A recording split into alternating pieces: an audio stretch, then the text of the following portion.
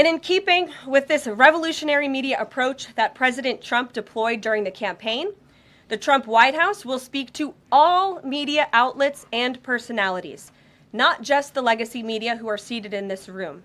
Because according to recent polling from Gallup, Americans' trust in mass media has fallen to a record low. Millions of Americans, especially young people, have turned from traditional television outlets and newspapers to consume their news from podcasts, blogs, social media, and other independent outlets. It's essential to our team that we share President Trump's message everywhere and adapt this White House to the new media landscape in 2025.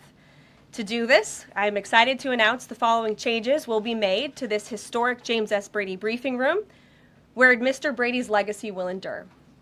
This White House believes strongly in the First Amendment, so it's why our team will work diligently to restore the press passes of the 440 journalists whose passes were wrongly revoked by the previous administration.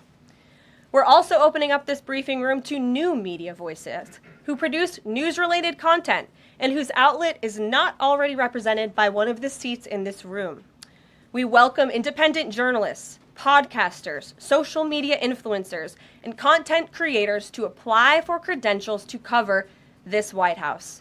And you can apply now on our new website, whitehouse.gov/newmedia.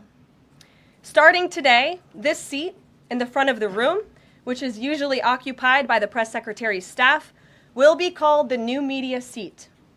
My team will review the applications and give credentials to new media applicants who meet our criteria and pass United States Secret Service requirements to enter the White House complex.